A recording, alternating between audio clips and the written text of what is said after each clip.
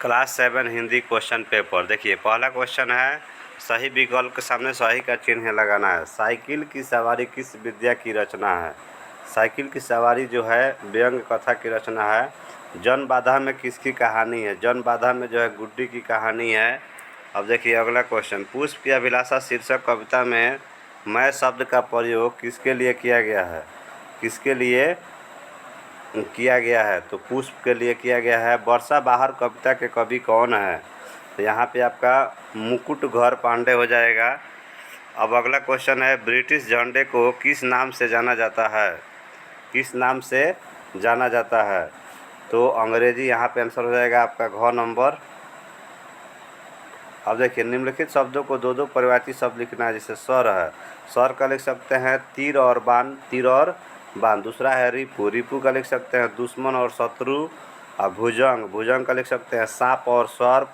और विष का लिख सकते हैं हलाहल और जहर। सिंधु का लिख सकते हैं नदी और सरिता। अब देखिए अगला क्वेश्चन, 3 नंबर क्वेश्चन है, मुहावरे का अर्थ लिखना है।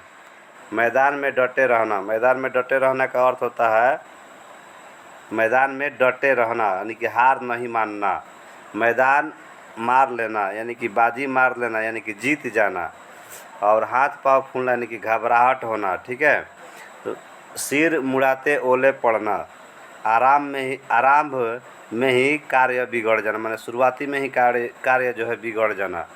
जब पानी बरसता है, 4 नंबर क्वेश्चन देखिए, जब पानी बरसता है तो आप क्या क्या करते हैं? देखिए जब पानी बरसता है तो मैं बारिश में खेलता हूँ, बहती हुई पानी में कागज़ के नाव बनाकर उसमें डालता हूँ, नाव पानी के बहाव के साथ बह जाती है, घर में चाय पकौड़े बनते हैं, ठंडा मौसम हो जाता है। क्या आप साइकिल चलाते हैं? उसे सीखने में आपको क्या परेशानी हुई यह लिखना है।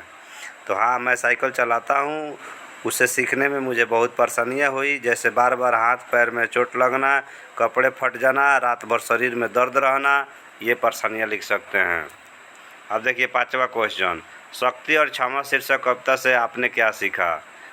नचिकेता के चरित्र से आपने क्या सीखा?